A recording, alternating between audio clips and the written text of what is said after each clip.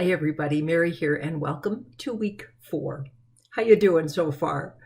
We are now on to bonding.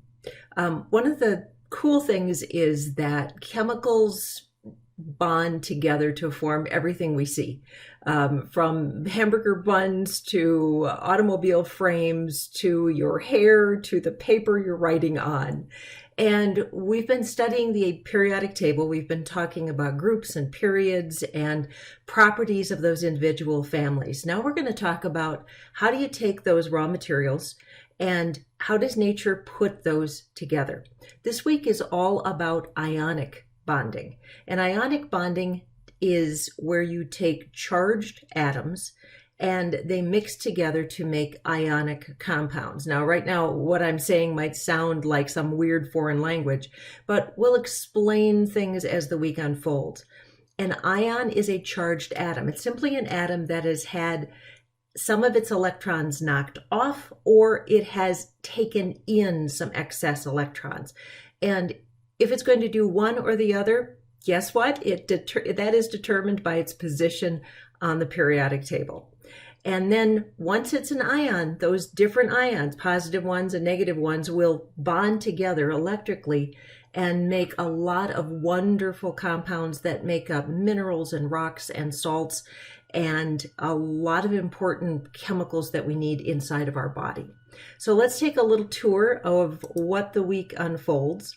I'll show you around in a moment, but why atoms bond, we'll talk about ions, ionic bonding, bonding with transition metals, and then we'll look at properties of ionic bonding. Then we'll have our weekly quiz. But just a reminder so you do not forget it. There's that element symbol quiz. It's going to be due at the end of week 6. Remember, the dates that I show you here are going to be different because this video is going to be watched different semesters, and so please consult the calendar in Canvas. That's going to be up to date for your class and your semester. So let's take a look specifically at what is going on here. As always, there is going to be our notes if you want to download those. Our textbook this week, lots of background information on ions, types of ions, cations, anions, bonding with transition metals. How do you name these? Formulas for binary ionic compounds, bi meaning 2, so compounds made of 2 different ions. Some notes on why atoms bond. And then we are going to, of course, the second page of every module is our weekly study guide. What you're going to practice this week on our study guide is going to be, of course, some questions that you're going to field from the videos themselves, but there's also a skill you are learning this week. And the skill you are learning is a couple of them. One, how do you find the most common ion for elements from that periodic table?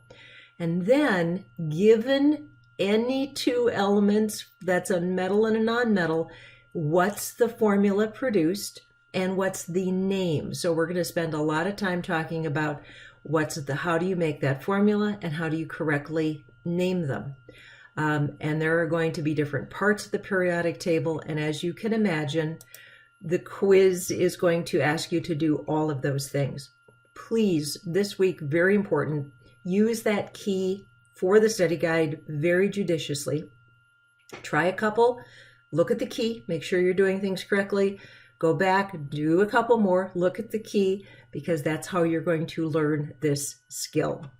When we go back into the class itself, as you download that study guide, and remember you're working on that study guide as you go through the lessons, we're going to talk about exactly what an ion is, where do they come from, cool little chemical reaction that I'd like to have you watch, because things that kind of do weird things are always fun, and you can do them in the safety of your home.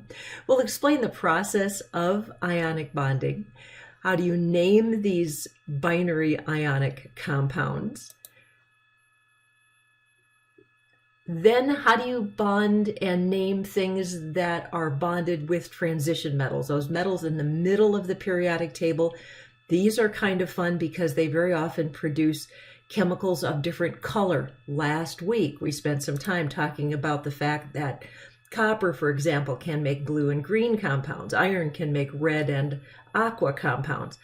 It all has to do with the bonding and the ions involved. So we're going to explain and get further into that this week.